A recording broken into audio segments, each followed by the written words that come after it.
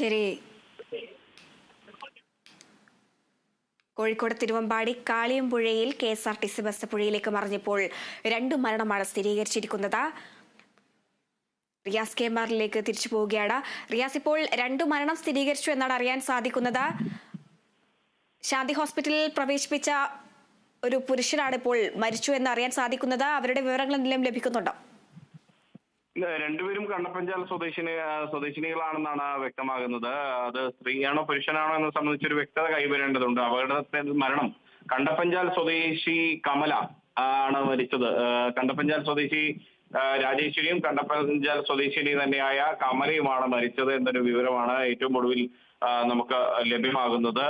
ഇനിയും കൂടുതൽ പേർക്ക് അതീവ ഗുരുതരാവസ്ഥയിലുള്ള പരിക്കേറ്റിട്ടുണ്ട് എന്നുള്ളതാണ് മനസ്സിലാകുന്നത്. അതായത് 2 പേർ മുക്കം KMCT ആശുപത്രിയിൽ ഗുരുതര നിലയിൽ പ്രവേശിപ്പിക്കപ്പെട്ടിരിക്കുന്നു. 2 മരണം സംഭവിച്ചിരിക്കുന്നു. ഒരാളെ അതീവ ഗുരുതരാവസ്ഥയിൽ കോഴിക്കോട് മെഡിക്കൽ കോളേജ് ആശുപത്രിയിലേക്ക് മാറ്റിയിരിക്കുന്നു. വളരെ വലിയൊരു അപകടമാണ് നടന്നിരിക്കുന്നത്. വളരെ ഗൗരവകരമായ ഒരു അപകടമാണ് നടന്നിരിക്കുന്നത്. എന്തായാലും ഈ അപകടത്തിൽ ഇപ്പോൾ ഗതാഗത വകുപ്പ് മന്ത്രി റിപ്പോർട്ട് തേടിയിരിക്കുന്നു. KSRTC CMDയോട് അടിയന്തരമായി തന്നെ ഇത് റിപ്പോർട്ട് സമർപ്പിക്കണം എന്നൊരു ആവശ്യമാണ് ഉന്നയിച്ചിരിക്കുന്നത്. റിയാസ്, ഇവിടുത്തെ ഈ പ്രദേശവാസികളൊക്കെ പറയുകയുണ്ടായത് നിരന്തരമായി ഈ 2 പ്രധാന മേഖലകളെ ബന്ധിപ്പിക്കുന്ന ഒരു പ്രധാന പാതയാണ്. അവിടെ KSRTC ബസ്സുകൾ മാത്രമേ കൂടുതലും ഉണ്ടാകാറുള്ളൂ. അത്തരത്തിലൊരു സാഹചര്യത്തിൽ അവിടുത്തെ ഗതാഗത പ്രശ്നങ്ങൾ പരിഹരിക്കേണ്ടത് അത്യാവശ്യമായിരുന്നില്ലേ? തീർച്ചയായും. കാരണം പാലത്തിന്റെ വിസ്തൃതി വർദ്ധിപ്പിക്കുക എന്നുള്ളത് നാട്ടുകാരുടെ വർഷങ്ങളായിട്ടുള്ള ആവശ്യമാണ്.